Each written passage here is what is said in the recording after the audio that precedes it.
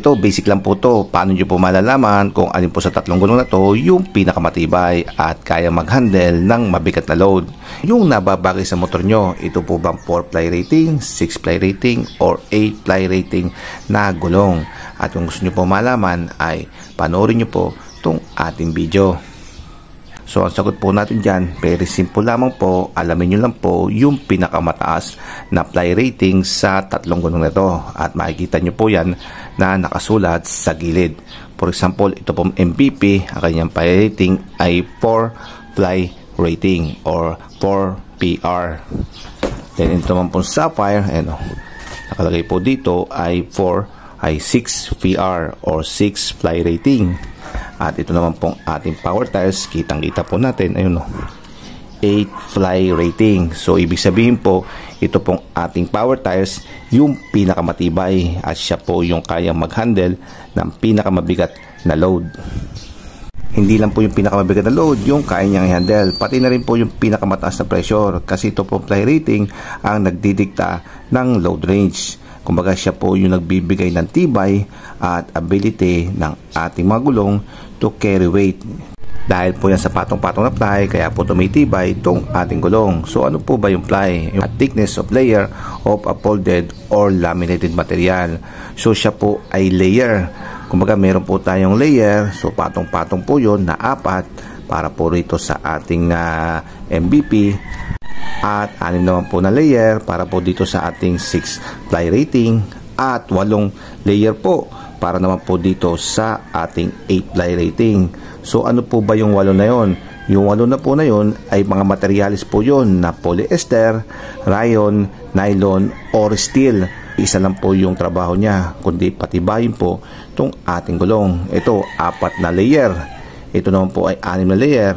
So ito pong ating power tire ay 8 layer. Kaya siya po yung pinakamatibay. At siya nga po nagre-rate kung gaano po katibay yung gulong. Kaya po siya tinawag na ply rating.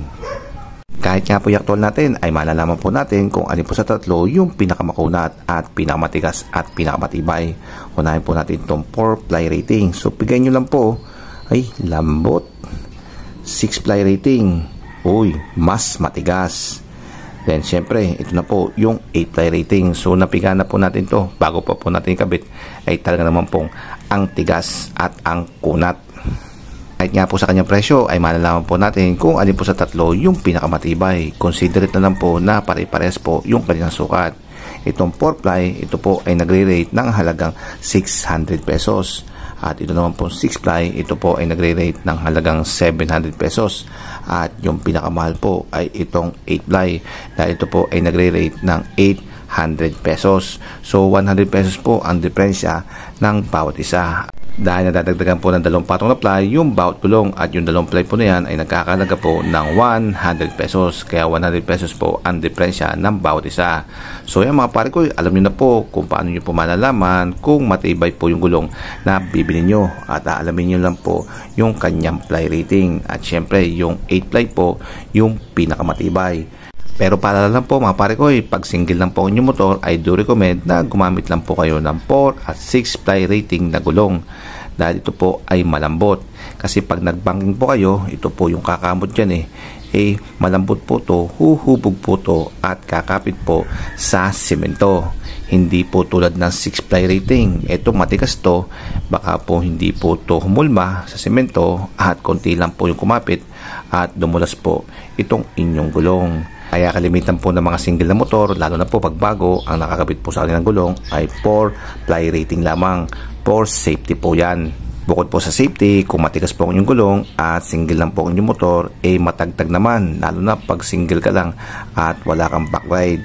So yung mga pare ko, ang isa pang kinoconsider natin kung bakit 4-ply lamang na rating ang dapat na gulong kung single lamang ang motor.